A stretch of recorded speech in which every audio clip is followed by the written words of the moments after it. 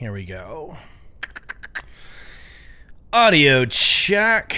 Gotta make sure that I am actually recording, because a couple episodes I chose not to record like the first 5 minutes, so that's a good step. Video's looking good. Let me check on YouTube real quick, and then we'll get started. Yep. Okay. Alrighty. For those of you who might be visiting Beyond the Verse Star Citizen podcast on the YouTube replay, this is a reminder, or if it's your first time, this is a podcast. So the first couple of seconds when we're live, like right now, it's an audio visual check, and then we will go straight into the live production, which we will do like now. So thank you so much for joining us, whether it's live Thursday nights, 8 p.m. U.S. Central, or if you're watching this on replay, thank you for stopping by. Enjoy the show. Tune in to your favorite podcast platform for the rest. Let's go ahead and get started with our introduction. Looking forward to it, everybody. Let's go. You are listening to Beyond the Verse, a Star Citizen podcast. A show dedicated to Cloud Imperium games, Star Citizen, and Squadron 42. Whether you fight, explore, unite, and or trade, we bring you news, updates, interviews, reviews, and analysis. So sit back, relax, grab yourself a pour of Radegast, and join us as we go Beyond the Verse. Launch sequence activated.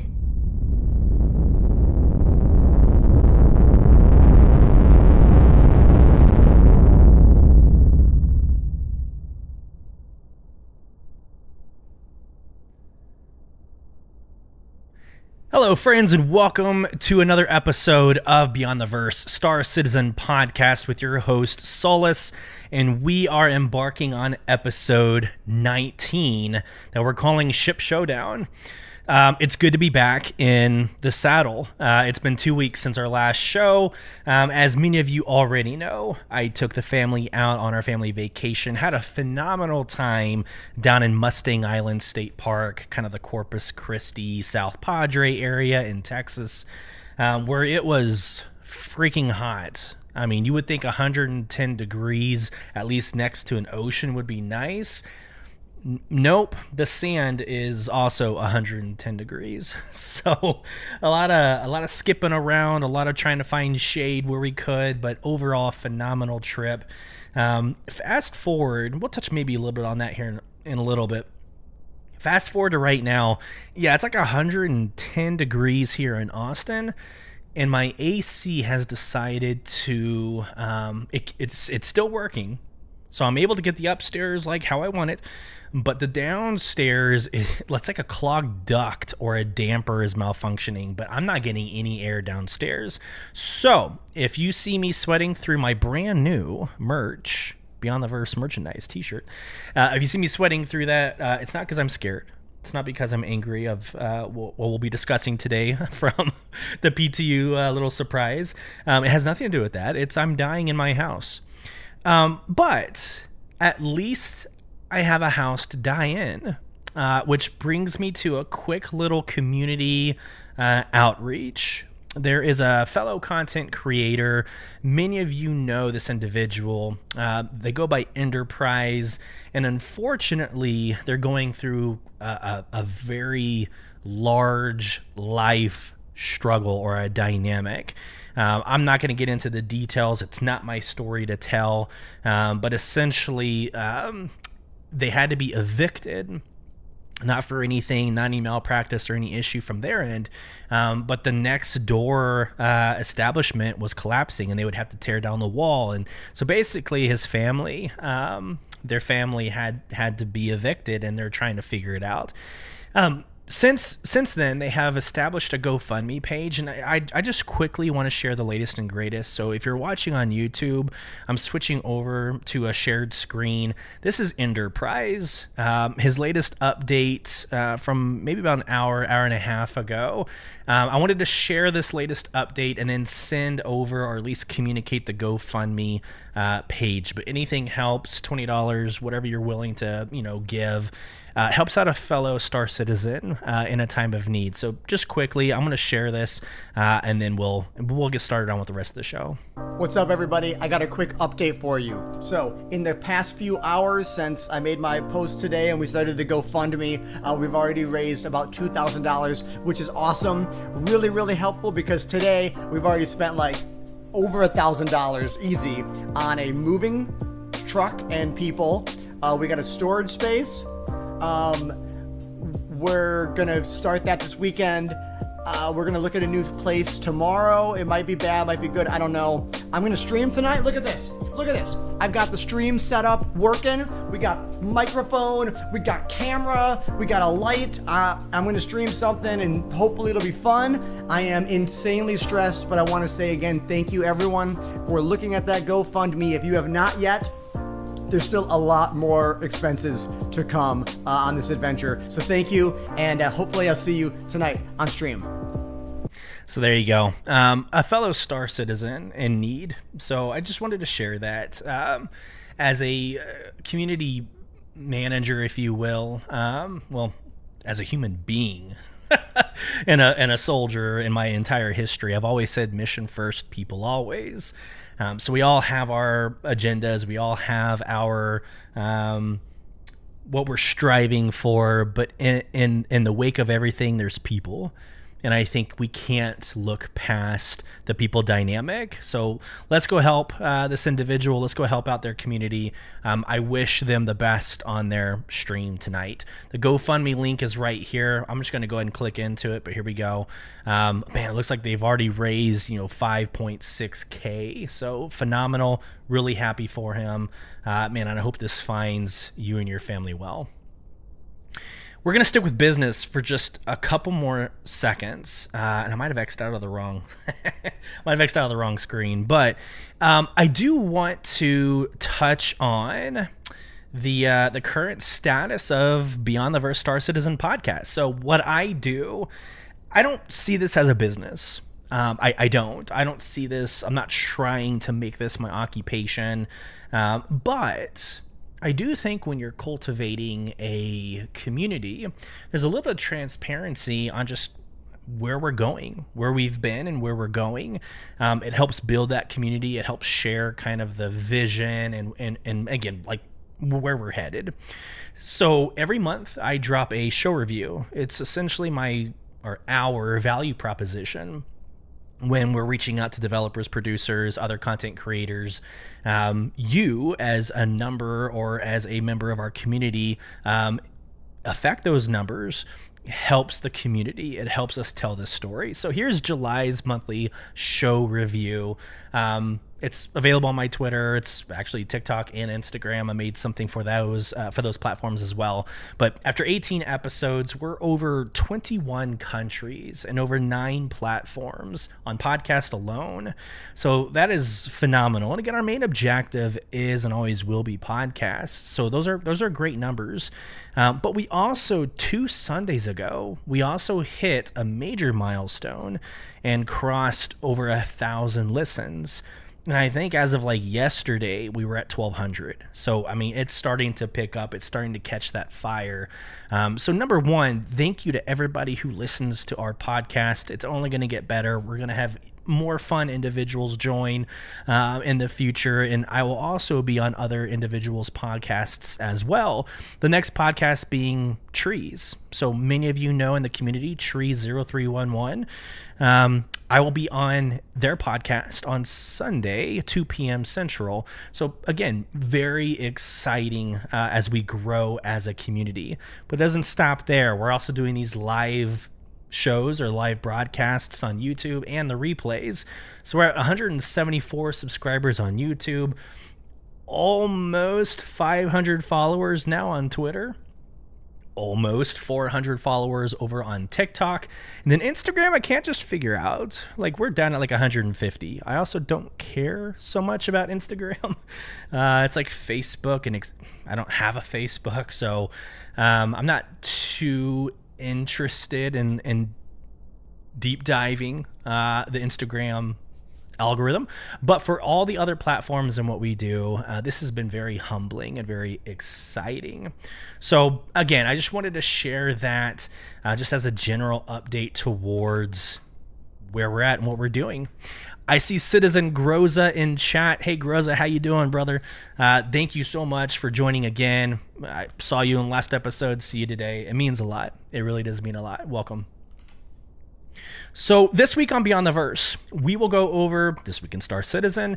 More importantly, we're going to go over the Ship Showdown. We started that a couple of days ago, what to expect in this first phase, what to expect in the next two phases, what it all means, some controversy around how some of the community is viewing it. So we'll touch on that. We'll go over the RSI Launcher update, a very quick 2-second update, the Squadron 42 month report, the roadmap roundup, the PTU Wave Restructure. That's a whole controversial thing to unpack. And then we are actually going to watch the Inside Star Citizen together live for the first time. Like, I've never seen this. So we're going to watch it real time together. That's going to be fun. And then we will end with a lore video that I created on Wednesday to commemorate the Whitley's Guide Constellation Phoenix. So if you haven't gone over and checked that out yet, it surprisingly took a long time to make. So I voice-overed the Galactopedia update for the Constellation Phoenix, and then added some video and pulled in like the Constellation commercial and fly around to make it more aesthetically appealing. I hope y'all enjoyed it, and if you haven't seen yet, I hope you will enjoy it. But let's get into This Week in Star Citizen. We already covered all of it already in the agenda, but I do like reading the paragraphs. So let's share screen and let's get into This Week in Star Citizen. So happy Monday, everyone. Today we're kicking off the ultimate in Vesselmania with this year's Ship Showdown. Who will become the ultimate champion of 2953 in the most important popularity event of the year? And I really wish they didn't call it the popularity event, because therein lies some of the controversy. But we'll say why the Carrack will win a third time here in a couple minutes. But first, it's time for our flyable and drivable crafts to survive Phase 1 and get into the top 16. Otherwise, the dream of eternal glory will be crushed before it begins. To avoid early termination, your favorite needs your support, creativity, and cheering. Check out the Ship Showdown page for more details and your chance to win a spaceship. Phase 1, running until August 21st, is all about spotlighting your favorite vehicle by sharing original content to the Community Hub or Twitter with the hashtags #SC Ship Showdown and #Star Citizen. This can be an original song, something physically crafted, an epic in-game or real-life shot, like a YouTube video of the Constellation Phoenix, a trailer, a music video. You can even take it a step further and construct the ship in real life if you're up to the challenge. To maximize your favorites' chances of advancing to Phase 2 and the top 16, upvote, like, and reshare any content of the vessel you want to win. Now let's get on to what's going on for this week. Tuesday marks the return of the narrative team with Jerry, a half-told history. I never saw that drop. Anyways, this Wednesday sees the latest roadmap update. You know, hold on. We're doing this live. I'm okay doing this live. Comlink, Inside Star Citizen, Squadron 42. Here's your Whitley's Guide. I don't see Jerry, a half-told... Yeah, it might be a typo, or they just chose to go a whole different direction. Interesting. Jerry, a half-told history, did not drop on Tuesday. This Wednesday sees the latest roadmap update accompanied by a roadmap roundup. Plus, we'll publish last week's July Squadron 42 monthly report email as a comlink. On Thursday, Inside Star Citizen's latest episode is a look at the VFX, the visual FX department, their role in development, and an update on their latest work. Looking forward to watching that live with you. This Friday, so tomorrow, this Friday, Star Citizen Live returns with Elliot Maltby from Mission Features, which is one of my favorite topics and roadmap updates, who will take us through the mission-making process. That's going to be exciting. That's going to be a really good hour and a half, truly. And then last, don't forget, you have until Friday at 7 a.m. UTC to participate in the 2953 Arlington Gang Screenshot Contest to win a beefy battleship. Just a reminder, that's the mission spotlight that we've been talking about in the last couple episodes, so make sure you participate in that. So have a stellar week in both in and out of the verse. And that is it for this week in Star Citizen. Okay, so here we go. Ship Showdown. All right, so let me preface the Ship Showdown from my perspective, and then the next couple of minutes will hopefully be a little bit more, it'll make a little bit more sense. So I started playing Star Citizen in 2952, so just last year. All of this I've seen before, so I'm now past the 1 year mark, so I'm starting to see the second iteration of everything. I don't have the beefy background that some of these content creators or community members on Twitter, I don't have their perspective necessarily. So when I saw Ship Showdown, I remember last year having a really good time creating like a March Madness bracket. I went full Amazon on this, like a Excel spreadsheet with a power pivot. It automatically color coded and arranged the way performers were, and like I was able to have a really deep analysis towards the very end to say how it all shook out, right? So I remember doing all that. I remember it being fun. However, there were some individuals on Twitter that kind of shone a light on a different perspective, and let me just share that that alternate point of view. I'm not going to belabor it, but just a way of looking at a problem from both angles. So here we go. A marketing event is defined by the acronym WAR, W-A-R. So win back, your acquisition and retention. So everything that you do in marketing is really pinpointing one or more of those three acronyms. So this is a marketing event. There's no doubt about it. So Ship Showdown marketing event. Are they really trying to win back anybody? Like if you left to play Diablo 4 or you haven't touched the game in several years, I don't think Ship Showdown is really going to bring people back to the game. It's cool, right? Like it's a cool concept, and we'll get into that here in a couple seconds, but it's not win back. It's not really acquisition. You're not really acquiring new gamers. If I'm brand new and I've just now heard about Star Citizen because I follow Beyond the Verse Star Citizen podcast on socials, it's not like this event is going to be like, hey, I know all 150 plus ships in the game. I'm going to get behind something and vote for it and create content and etc. Right? So at the end of the day, this event is very retention.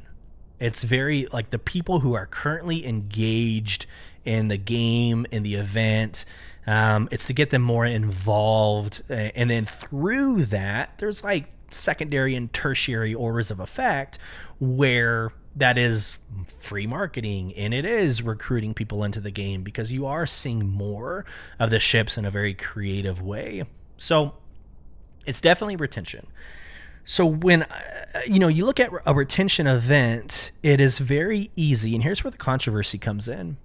It's very easy for that event to start to be perceived as a popularity contest, right? Like the ships, yes, it's a popularity of the ship, but it's also like a flex for the content creators and the size of their community. And that really is all that matters in this conversation, sadly. So let me give you just one example. If I am a brand new content creator with 5 followers, right? And I say, you know what? The Anvil Hawk is absolutely the best ship in the game. Hey, come on, community of 5. Let's go and let's upvote. I'm going to submit my cool creation on all the different platforms with the hashtags. I'm going to say it's the Anvil Hawk, but I might get 5 upvotes and then maybe 2 or 3 more down the road, right? But if I have somebody, or if I have a community of like 10,000 and I say, this is funny, Buster, don't hate me. But if I say like the Drake Dragonfly is the best, but I get my entire community to come and vote for the Drake Dragonfly. You see where I'm going with this? that is going to win the upvote. That's going to win what we see or who we see in this race of 16. So that is kind of the controversy. I would not be doing my due diligence as a content creator who has always promised to give fair and balanced analysis if I did not provide the alternate point of view. Now, I don't subscribe to that. I want to go on record. I'm going to look at the screen, making eye contact with you. I don't subscribe to that. First off, I don't necessarily care about popularity contests. It's not a thing for me. But I also don't think it's really that game breaking or community breaking. It's just a dynamic that people are talking about on social media. Enough. Let's get into what Ship Showdown is for the rest of this conversation. So sharing screen, you should now see the Ship Showdown. All these links will be available in the show notes. So here we go. The first phase is community call. It's August 7th, so about 3 days ago, to August 21st, and it's exactly what we just read in This Week in Star Citizen. So if you have a favorite ship, get creative. Create a video, create a song, build it out of Legos, whatever the heck that you want to do. This is your time to do it. You submit it through the community hub. You actually choose, you submit the media, and then you choose which ship it goes under, and then those go into a categorical evaluation. So if the Constellation Phoenix gets a crapload of upvotes, not just mine, but other Constellation Phoenix's submissions, that's what's going to end up going to the 16, right? You can also tweet it, hashtag SE Ship Showdown. But this is the community call. So nominate your favorite vehicle, voice your support for your favorite flyable, drivable ship, or vehicle by submitting an original creation to the community hub. I'm not going to reread this because this is actually exactly what we have just read. And this lasts from now, at the time of recording this podcast, it remains for 10 days, 18 hours, 37 minutes, and now 51 seconds. The next phase is the live showdown. Now, this is what I remember from last year. The live showdown takes place from August 23rd to September 6th, and that's where every day, if I remember correctly, it's every day at 11 a.m. Central, they'll put the match up. It'll be Scorpius versus, Pisces. And then you go in and you vote which one's better than the other. And it's March Madness, right? It's the March Madness basketball bracket where whoever wins moves on to the next round and they play each other, right? And then last but not least, the winner crowned on September 7th. Now, usually, and I think they've committed to this already, usually it's a paint scheme. Last year, there was four of them: Carrick, MSR, the Pisces, and the Scorpius. Somebody correct me if I'm not right there, but I'm pretty sure I'm right. The paint scheme was amazing. It was this it's not black, almost like a charcoal in a metallic red. A gorgeous, gorgeous paint scheme. So I can't wait to see what this year is going to be. But that's why this matters. You want that awesome paint scheme on your favorite ship. So get in there, get involved, and let's just go quickly through some of these awesome examples. So we got cartoons, we have photoshopping, evidently. You got in-game photos, you got models being created, you've got Legos. Here in a second you'll see Legos. I saw a music drop, oil painting, which that's a Photoshop. I know exactly what that is. That's a Photoshop opportunity. But again, some really awesome pieces. Here's Legos. This is funny. So this one right here by Kronk Writer, I actually follow each other on socials. So his picture that you're seeing on the screen almost looks like a D&D player sheet or character sheet. I almost thought about doing something like that, or because Baldur's Gate 3 is a thing right now, taking a character sheet and making a ship based off of a character sheet. I don't know. Would be kind of neat or kind of cool. But anyways, that is it for the Ship Showdown. I think it's one of the more fun things that the community does. All the shit talking, all of the rivalry that comes from this. What I will say though, and I'm gonna end on this note. I made the joke earlier about the Carrick winning a third time in a row. not in a row, but total. So this has been going on for about 4 years. And I don't remember like the 4 winners. I know the MPUV Cargo won 1 year, the Carrack 2, and if I'm not mistaken, the very first year was the Cutlass Black. I'm pretty sure. So Cutlass Black, Carrack, and then the MPUV Cargo, and then the Carrack again last year. The question becomes like how is it not the Carrack? Yeah, it's like a $700 ship. Like it's, or whatever the price is. It's a very, very, very expensive ship. It's very expensive in game if you're going to buy it with UEC. But it's hands down the best ship in the game. Like you can't tell me it's not. If you have a team of like 3 or 4, there's really, in my mind, there's no more, at this current moment, there's not a more fun ship to fly. Maybe the 890 Jump, because it has, a medical bay, and it's got obviously beds that you can log in and out on, but the medical bay and respawn point is huge. But the 890 Jump, you're spending almost $1,000 on that ship, whereas the Carrack, you got a great tiered medical bay, you have the spawn point, and of course, the beds or whatever.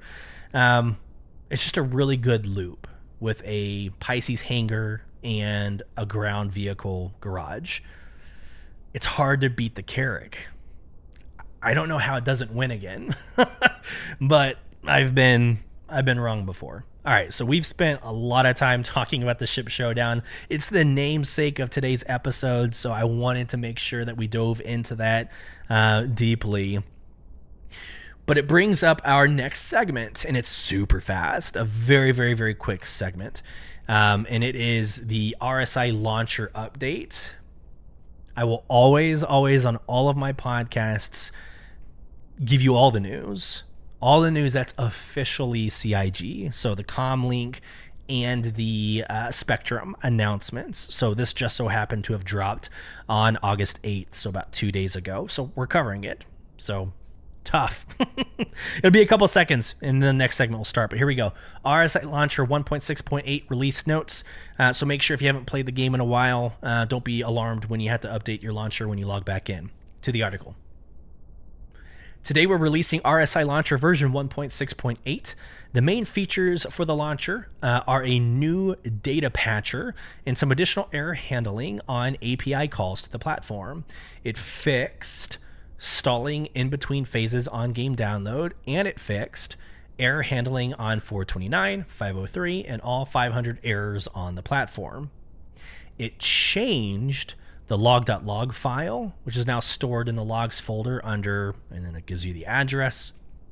And then the article ends, if you find any bugs on RSI Launcher 1.6.8, please include your log.log file in your issue council report using the RSI Launcher 1.6.8 category. And then again, it repeats, the log file can be found at this location. So that's the end of it. That's literally RSI Launcher update. But I do think it's important.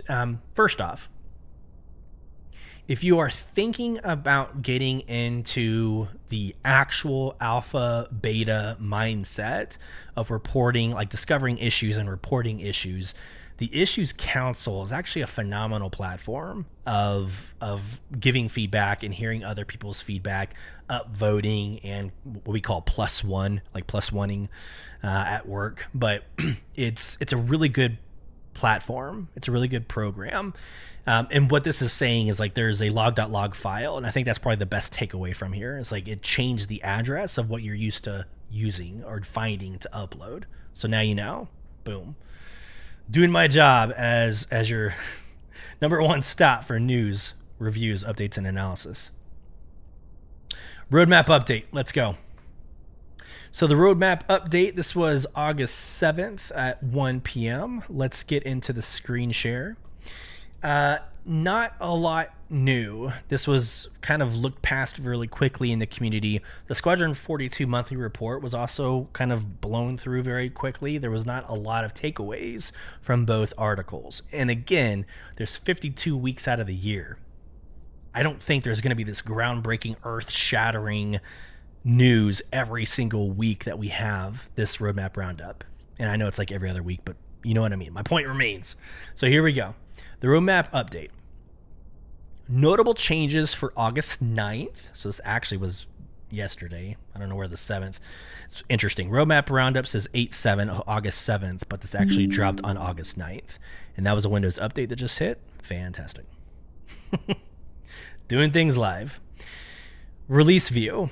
The following deliverable has passed its final review. Therefore, we are toggling its status to committed for Alpha 320. So latest and greatest addition to 320. It's being committed. The physicalized cargo updates. As it should. We're expecting the whole C, right? So if the whole C is coming, you should expect the physicalized cargo updates to also come. So physicalized cargo updates, adding new functionality to accommodate the release of the MISC Whole C.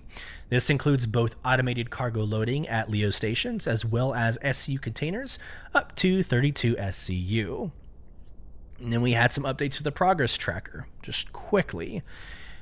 This, if I remember correctly, it's a merging of teams, or it's a reallocation of teams. Not a big deal, doesn't really impact us as a consumer, but it is interesting if you're following the development. It's a reallocation of efforts and teams. So here we go.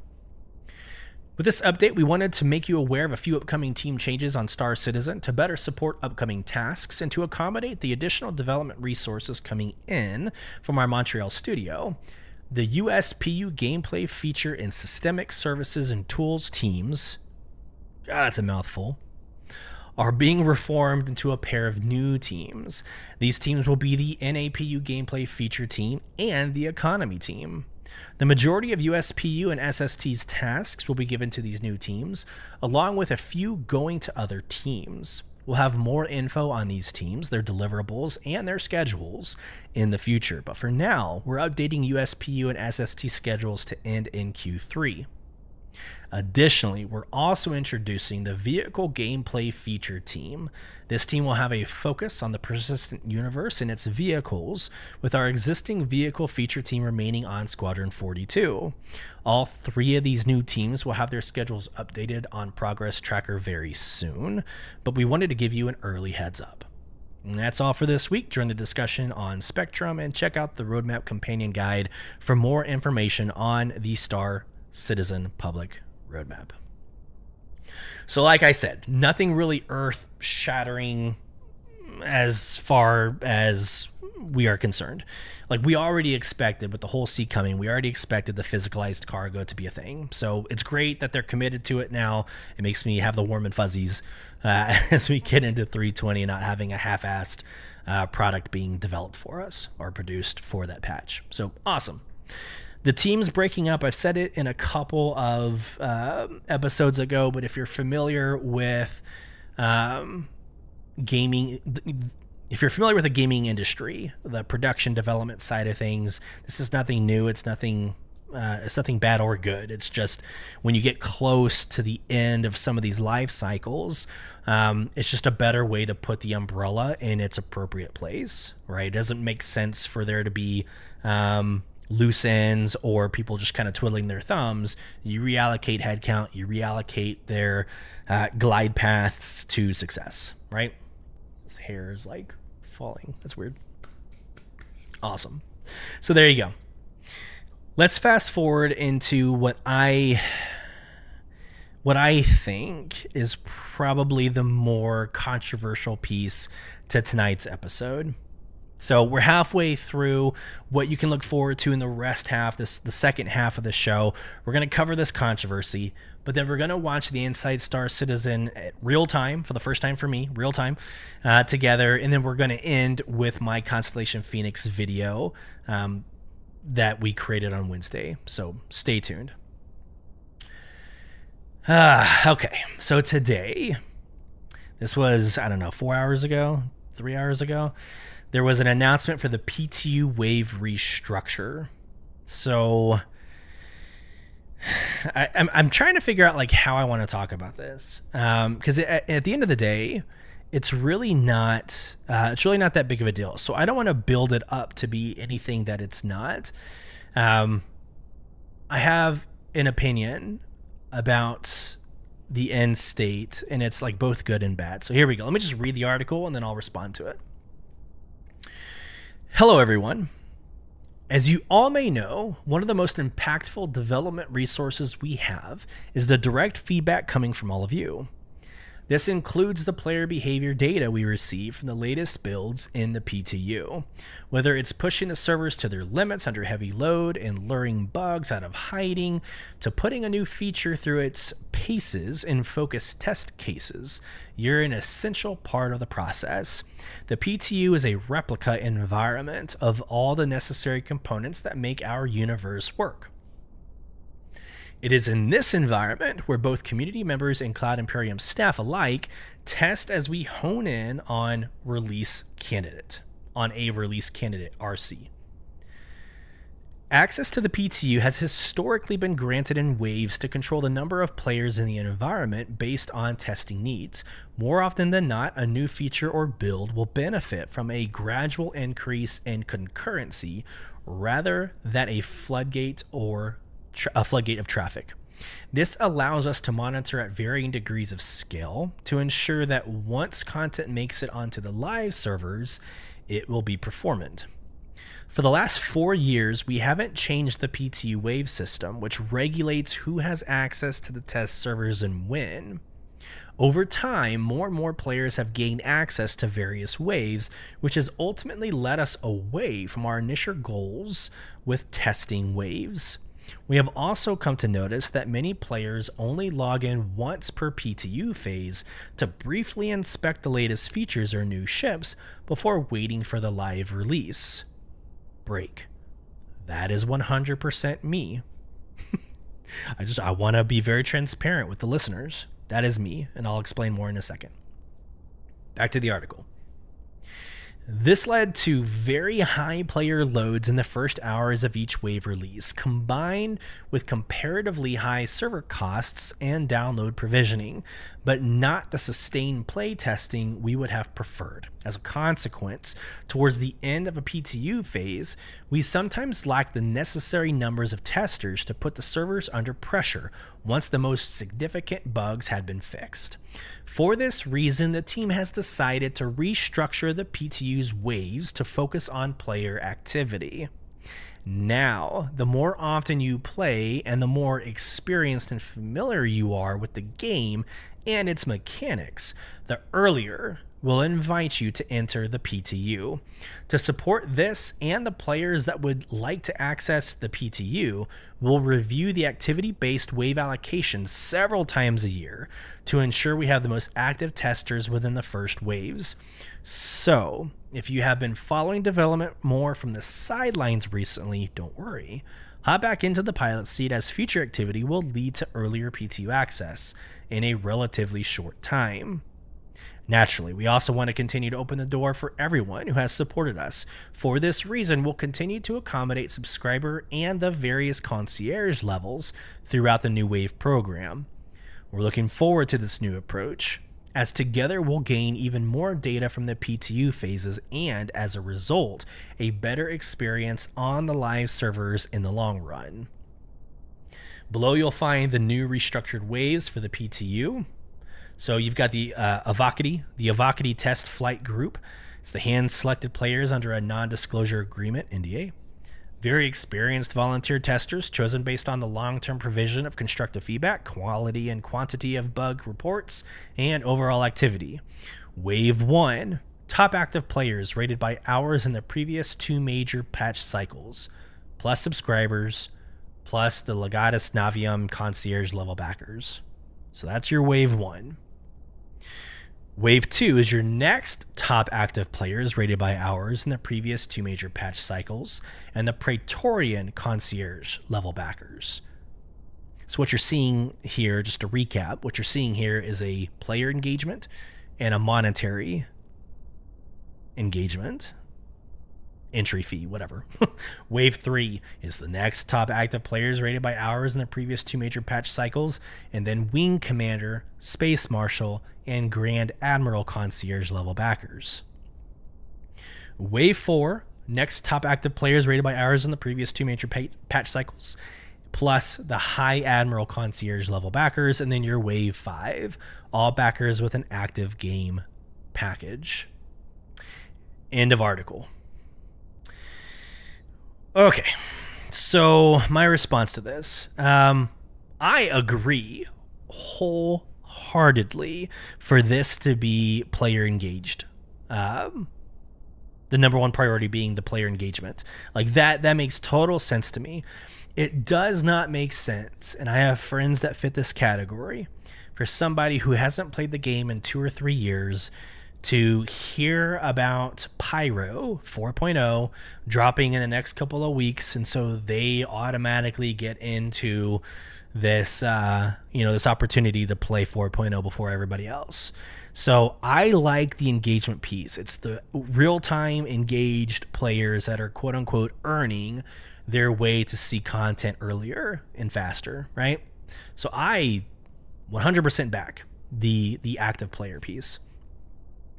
Here is where like I have a problem with like the rest of it, or maybe like another way of viewing what I literally just said. So the paying to be a part of something. So real quick, Wave 1 is subscribers plus the Legatus Navium Concierge level backers. So you're telling me that somebody who spends $10, I find out that Pyro is dropping September 1st, as an example.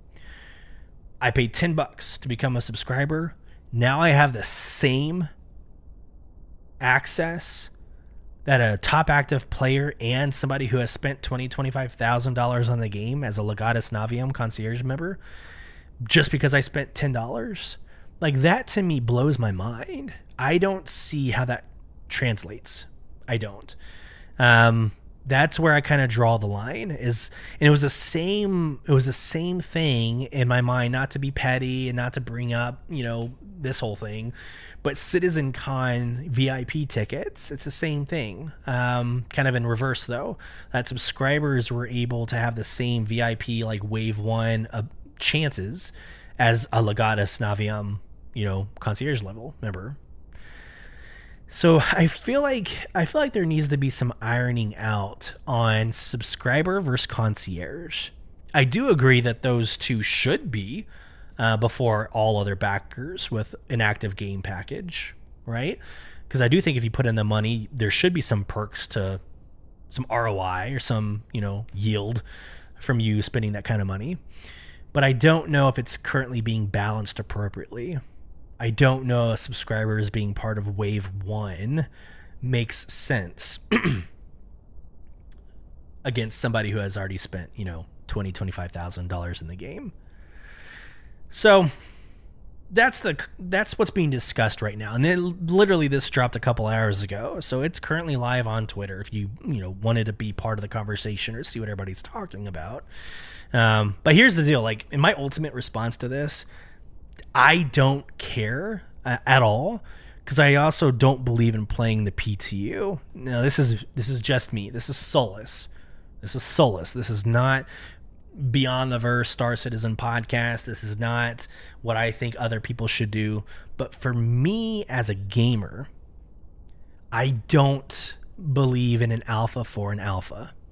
This game is already in alpha. I don't need a pre alpha.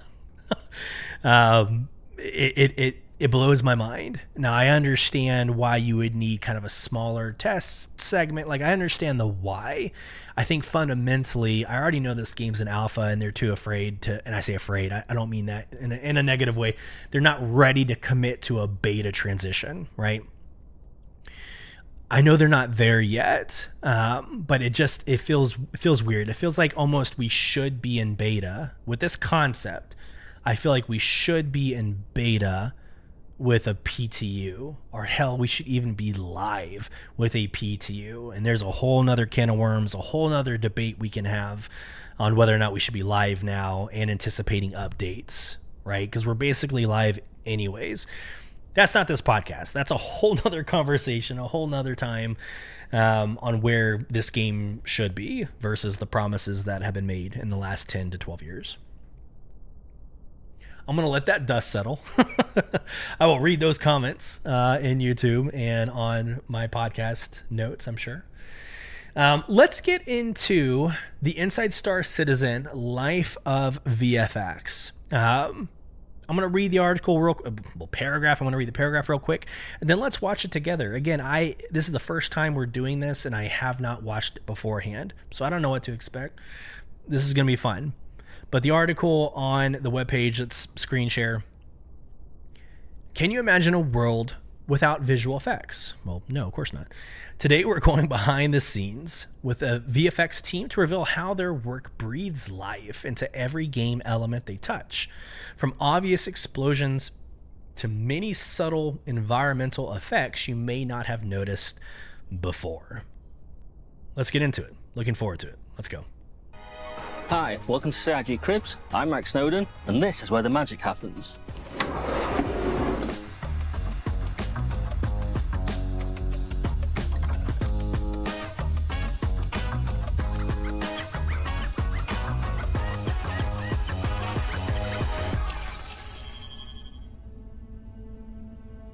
So VFX in video games, certainly in our games in particular, it's basically it's energy represented visually. So your more typical VFX, explosions, fire, all that kind of thing, they're representing that kind of energy and the motion and the force and the violence that comes through. Even things like leaves getting blown around by the wind, it's motion in games. VFX are everywhere in Star Citizen, so there's coolant, there's steam, there's mist, there's fog, there's falling leaves, there's buzzing flies. If the player fires a weapon, they're going to expect some kind of payload for that. They're going to expect to see muzzle flashes, depending on the weapon, of course, but they're going to expect to see impact effects. Again, without them kind of VFX in a game, it's hard for the player to really read what's happening. They're not kind of getting them visual cues, and it sort of hinders their progress. I think VFX matter in Star Citizen because the visual... I want to go back to that picture real quick. Hold on. ...cues, and it sort of hinders their progress.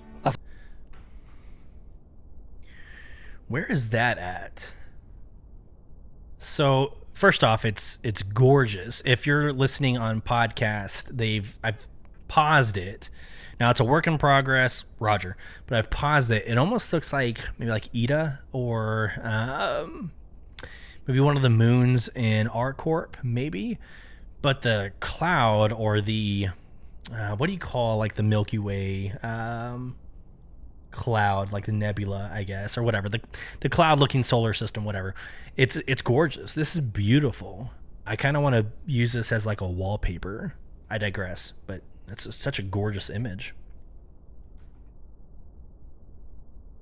I think VFX matter in Star Citizen because the visuals are fantastic in our game, but without the actual VFX, everything can look very static. There's not always the most tangible thing in a frame that the player sees, but when you take away VFX, they kind of notice that they're not there.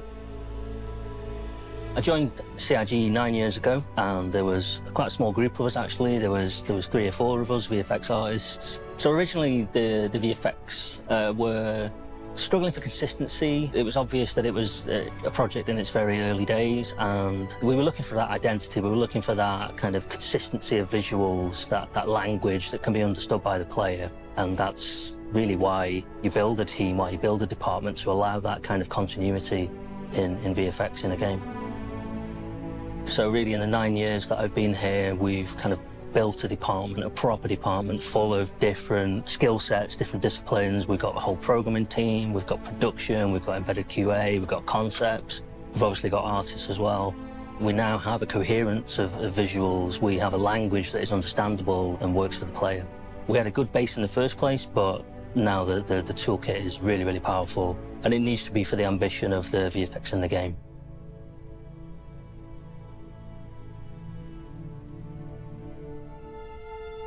So the VFX team is basically a microcosm of game development. The team is currently 21 people. We also have a core team within that, being the programmers, the production side of it, the concepting side of it, and the QA side of it as well. And we need that because we're serving other departments. We're serving art, we're also serving design, and we need to have that kind of skill set within the team to be able. So that piece is really huge. A lot of times I hear opinions or assumptions that these teams are very like singular. But we've talked about it on this podcast many times now, where it's not like their 9 to 5 is executing on one thing. There's many teams that depend on other teams. There's many efforts that depend on other efforts.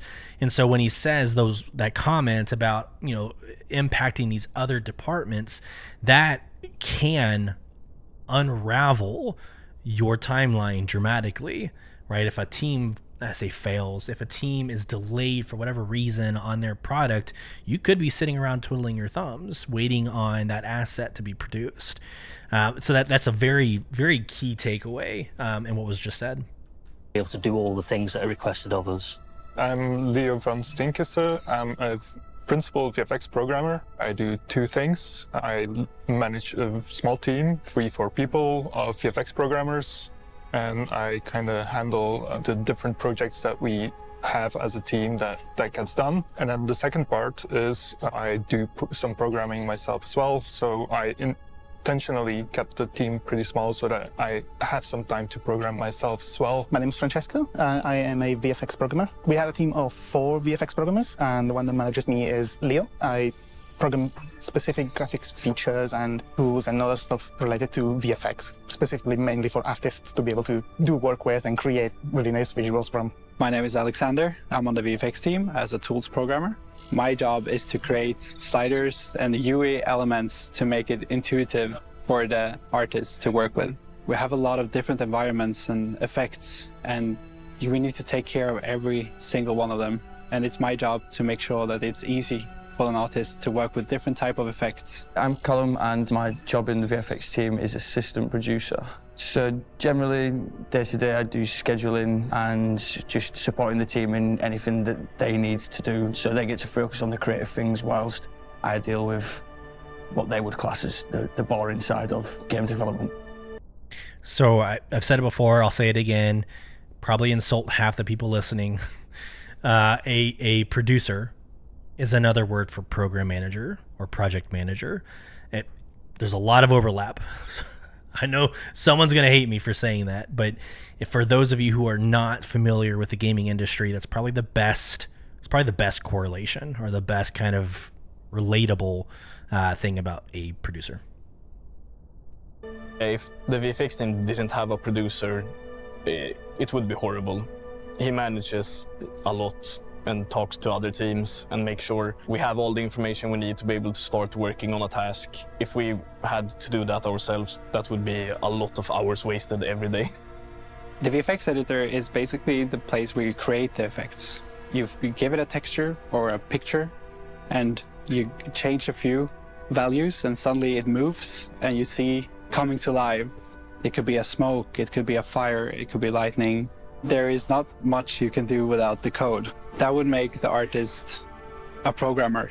We program everything related to VFX. That includes tools, that includes features, that includes smaller things like triggering VFX from game code to system for managing VFX, making sure that VFX stay alive, that they die on time. As VFX programmer, we get to work closely with VFX artists. My name is Kevin, and I am a VFX artist here at CIG. 90% of the effects we make in Star Citizen are particle effects. When you fire a weapon, at the end of the barrel, we will spawn a particle with a texture on it, and then we modify parameters to be able to make that look like a muzzle flash or smoke or whatever. So basically, we just have a bunch of parameters on how to spawn, how to move, and what a particle looks like. Star Citizen is a really beautiful game, and VFX are a large part.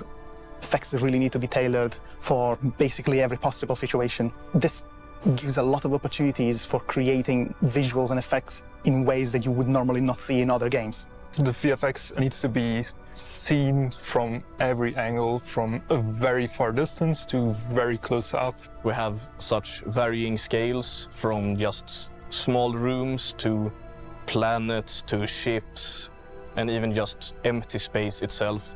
Everything needs to be dynamic and systemic, so all the VFX, they are based on the underlying systems. We get to look at these systems, find the right hooks, and try and trigger the right effects at the right time. Getting all of that together to get a consistent whole is pretty challenging, but the results are always pretty cool.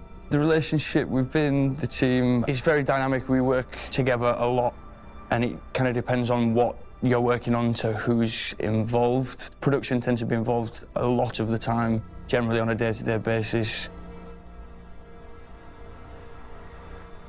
Working closely with artists and obviously other programmers is pretty great. There is a lot of feedback and information circling around what parts of what you're working on you may want to improve on, or even what parts are working well and should be iterated on even further. It creates an environment in which no one feels like they're stuck on something.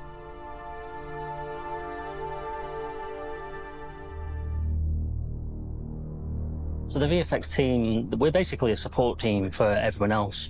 We create effects for the vehicle team, we create effects for the locations teams, including planets. Any location you can think of, we're going to be adding effects to them in some form or other. And gameplay as well. Obviously, all of these things are design-driven, so we need to create effects that help designers provide that feedback to the player. We won't always be working on the effects at the exact same time. We don't really come in towards the end, because we don't want to work on something that's going to get changed eventually. So once a ship has been approved, that's when the VFX team starts to work on it. Mostly people don't notice VFX. I think subconsciously they do. They look at a ship and they see a cool thruster, or when it dies, a cool explosion or whatever. So that has to be one of the most commonplace pieces of feedback I have heard from Amazon Game Studios and from the other interviews that I've done.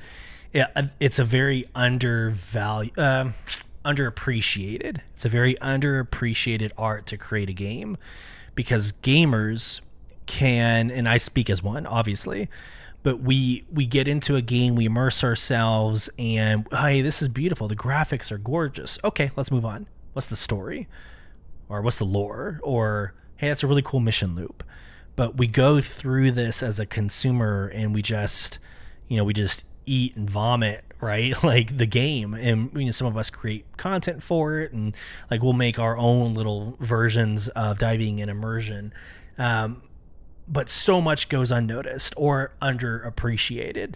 And it's not because like we're bad people. it's you're not, and you just heard that individual say it, you're not paying attention, or you have to be looking at the way your VTOL system is working on your Constellation Phoenix, or the way the VTOL system is working on your Cutlass Black. Like, you see the whole thing move, great, awesome, but did you notice the 100 pieces that are maneuvering and moving and lighting up and smoke and fire? And like, probably not. You get this blast of like visual, I was gonna say something not appropriate for the podcast, but like visual pleasure of your ship. But then you move on to the next thing. So that's, if there's nothing else that you get from this and this team and what they're talking about, give them their time. Allow them to have this 15 minutes of sharing what they do and what they're passionate about, because they deserve it. They've earned it, and it goes underappreciated.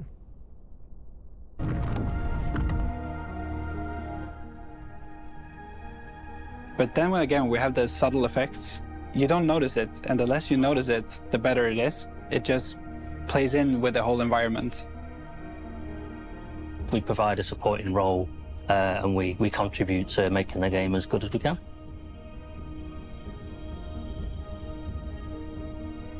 The future of VFX at CIG is bigger and better, as cheesy as that might sound, but it's maintaining existing effects, and it's building tools within the team that make that possible. So one example of kind of tool improvements to help us maintain as well as improve effects is external referencing. Let's say you have two water effects. They look very alike, but there is a slight difference. And suddenly an artist makes an even better picture to use for these water effects. My job then was to implement a feature to just be able to change the picture of one effect and both of them change at the same time. And what that's going to do is allow us to have a small group of master effects that we can then propagate to other effects libraries throughout the game. And it means we can maintain a smaller group of effects and we can make sure that those improvements cascade throughout all the other libraries where those type of effects will be used.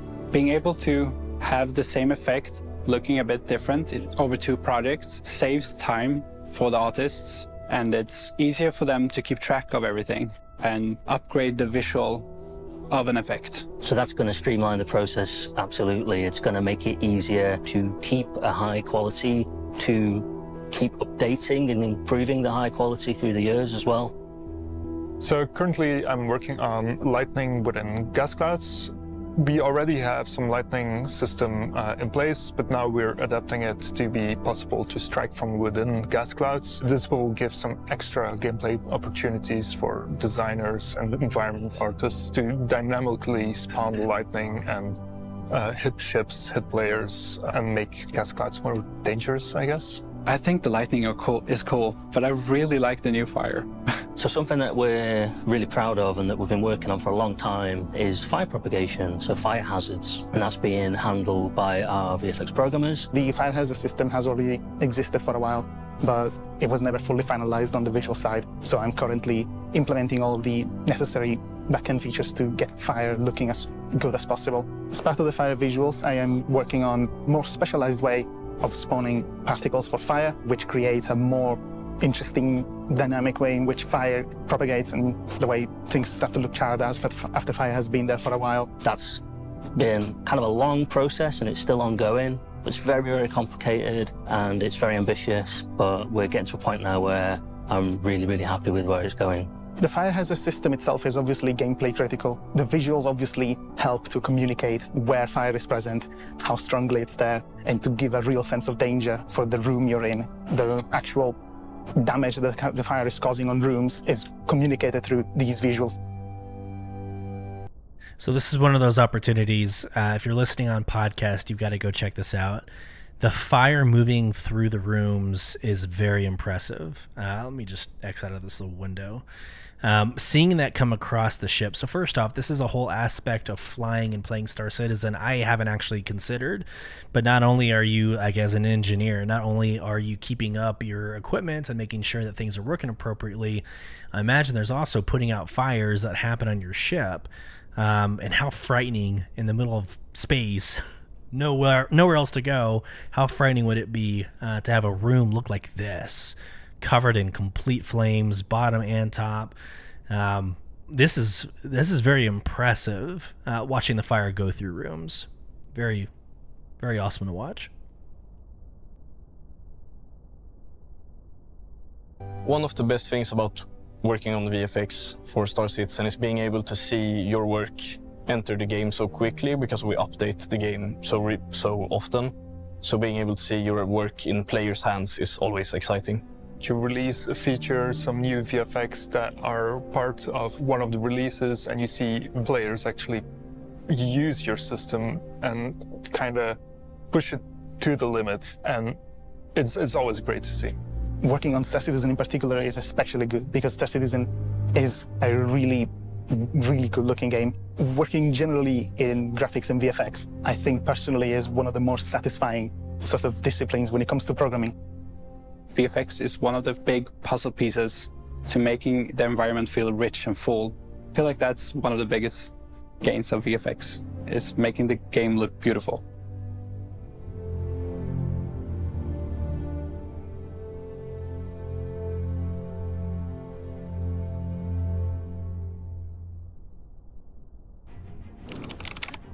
So, what did we learn this week?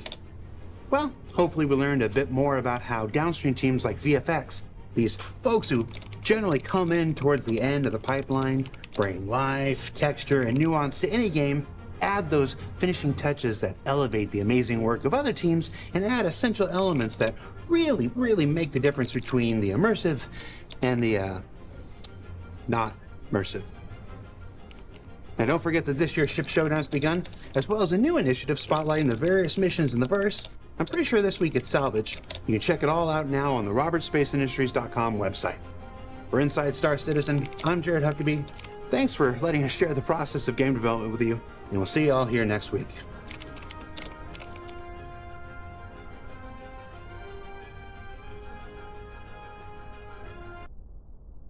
All right, so the little, like, I don't know if it's additional time, but Jared just left the screen, and the screen's like a Word document that says all work and no D&D makes Jared something something. D&D. Baldur's Gate 3 is an amazing game. This is not a podcast for BG3, but good Lord, is that an amazing game. If you haven't picked it up, you're doing yourself a disservice. Let's see if there's anything in the next 30 seconds. Let's go.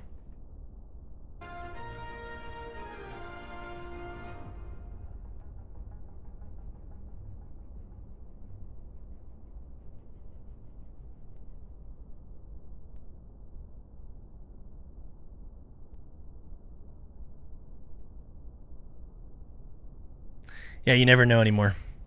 Yeah, so that was great. And again, I don't want to just rehash everything that we said in the last 15 minutes or so.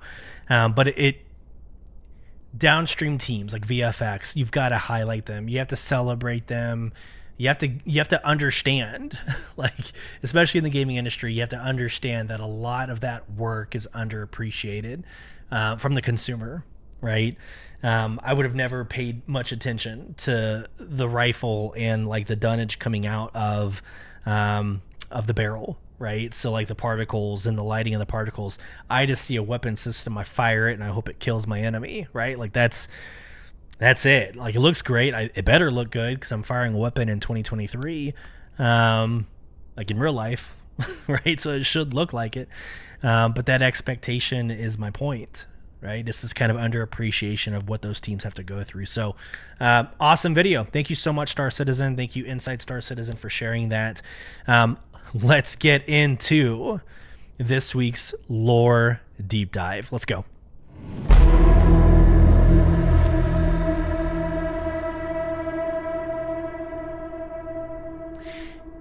I, for one, am very proud. That's not like a seek for affirmation or validation. I am very proud of the video that we created on Wednesday. I ended up tagging like the hashtag SC Ship Showdown, you know, for consideration. But I just have an affinity for the Constellation Phoenix. So much so that I ended up getting the Emerald through that lucky package in March. The Fortune Foreteller package, but I wanted the Emerald. And so when I saw that the Whitley's Guide or the Galactopedia update was the Constellation Phoenix, I thought, what better way to submit content for this contest than to do a voiceover of the lore. So I had fun doing it. It was like about 3 to 4 hours worth of work that I don't like. I need to streamline and figure out how to do it faster because it was so much fun. But that's a lot of time to do, like, in between meetings and before and after work, and a 7-year-old son and his 4-year-old daughter, like, right? So I just got to figure that piece out. But I hope you enjoy. If you haven't already seen this is the Constellation Phoenix, the Galactopedia lore voiceover by yours truly. Again, I hope you enjoy this. Let's go to the video, and I will not be responding to this. I'm just going to show it, and then we'll end the podcast. So thanks in advance. Love you guys. Here we go. The Constellation Phoenix. Development history.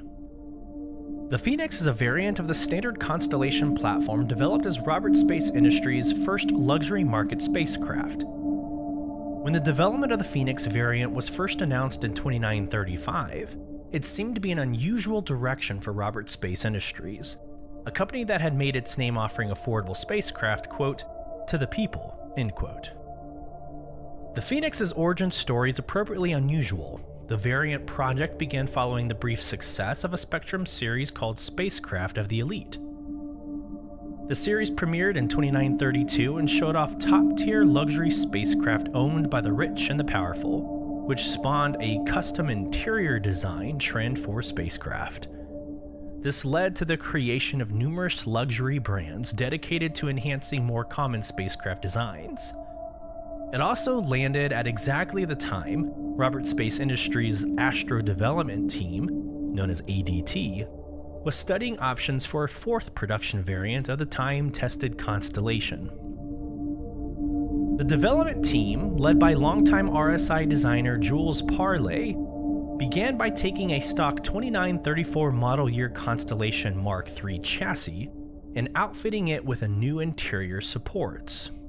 The final prototype seems unrecognizable when compared to what would ultimately become the first Phoenix, but this test was focused solely on under-the-deck modifications that would go on to support the eventual overhaul. The major challenge at this point wasn't so much the luxury styling as it was adapting and reworking the ship's design to support a wider variety of changes. Incorporating the hot tub, later made famous by the variant's marketing campaign, required a major revision of the stock plumbing and waste disposal systems. The makeshift prototype was also outfitted with improved shields and privacy systems, and the expectation that a luxury spacecraft would likely need such protections to stand out in its much more specific role. Building partnerships. With a prototype in hand, Robert Space Industries turned to another major challenge: how to redefine their workman-like multi-crew vehicle as a luxury object that would appeal to those who would traditionally choose an Origin design.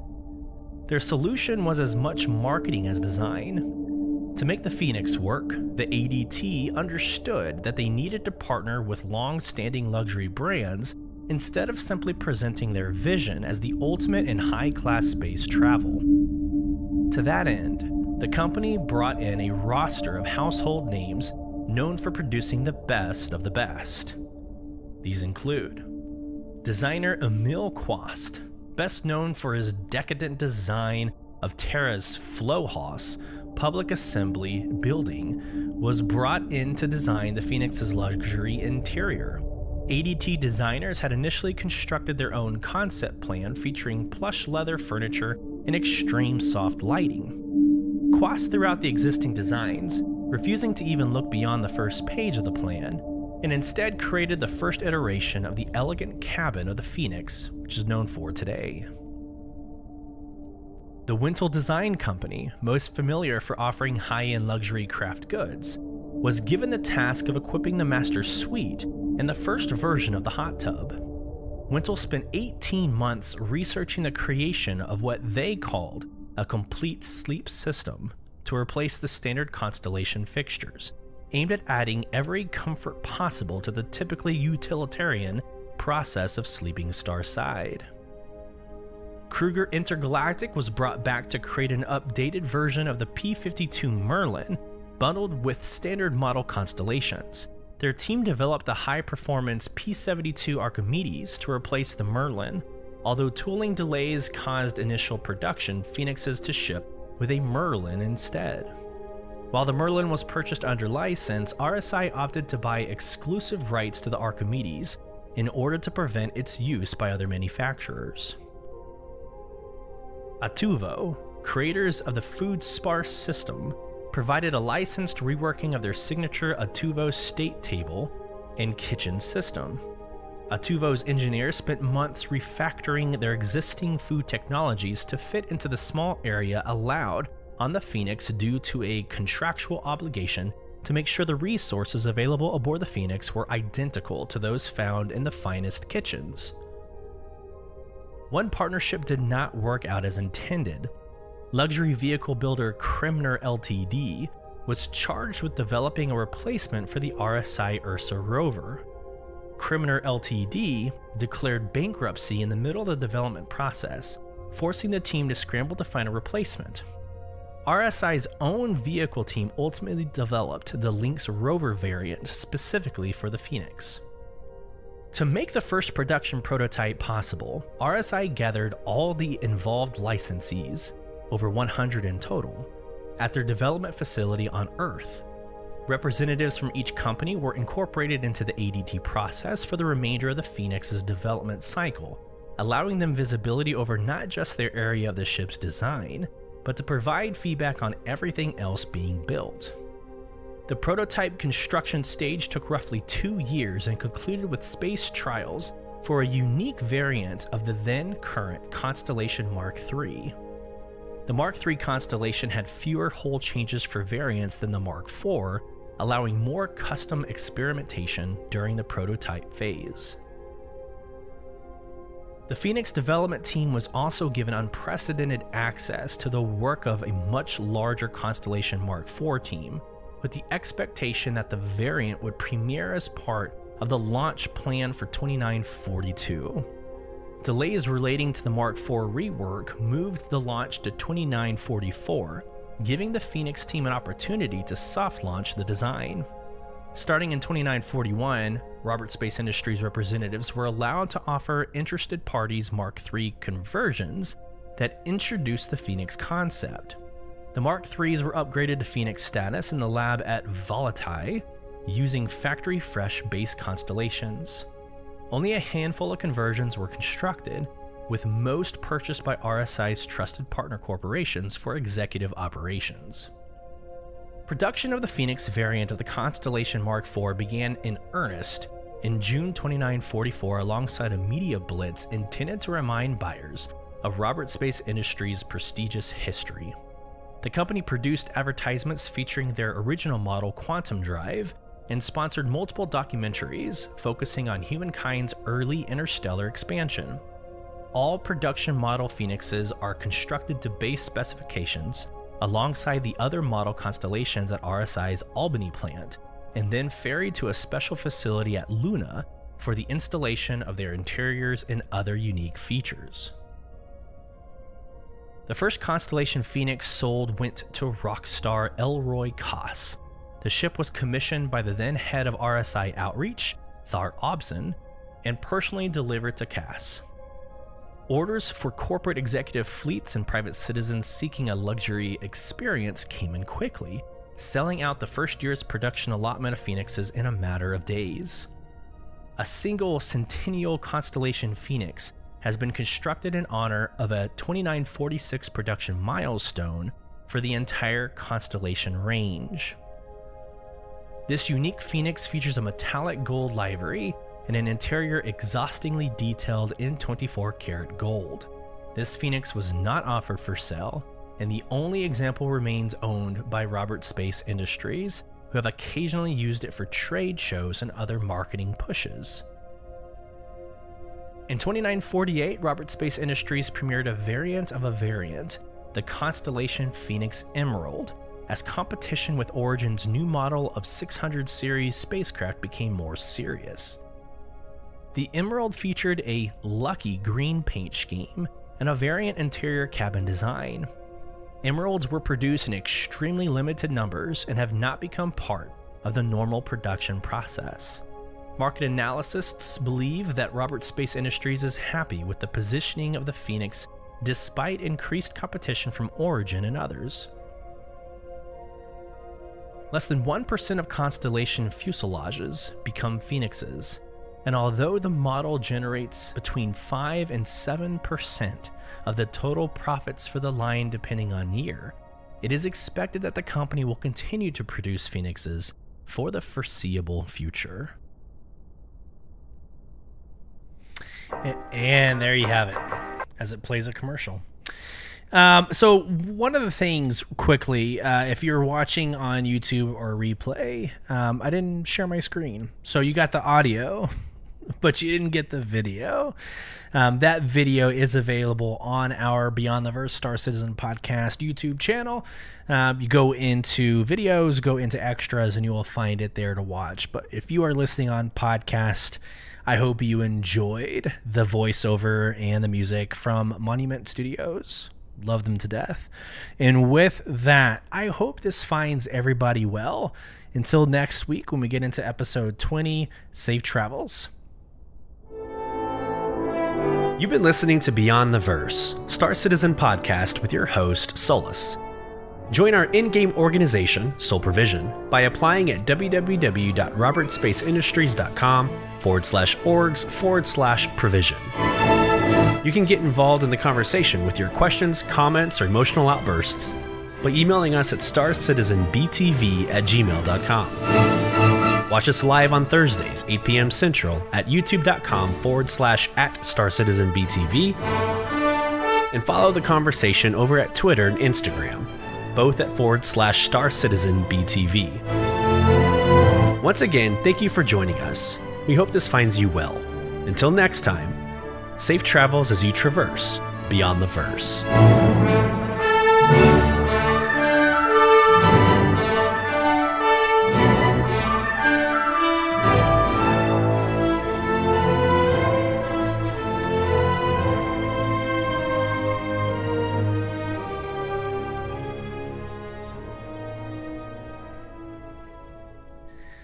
And that's it. Podcast is done recording, and now I can officially say, damn it! The whole point of doing that lore video at the end of the podcast was for people to be able to see it, and I didn't share my damn screen. All right. Well, going to chat, Citizen Groza. Thank you so much for joining. Man, I appreciate your patronage. I appreciate you being here. All the episodes that you've been with us. So thank you so much. I also see a user, IC Guitars. They put I love lore. Can't wait to see more like this. Feel free to join the YouTube channel where all of the content that I produce, even had the Astro Historian, the Astro Pub as a co-host in one of the episodes ago, 15, 16, I think. We do lore here. It's what drives us. So what makes our podcast and content creation so fun. So I hope you enjoyed it. For everybody watching the replay, thank you so much. Like, subscribe, share the good news, and let's get this community to its full potential. Thank y'all so much. Until next week, out here.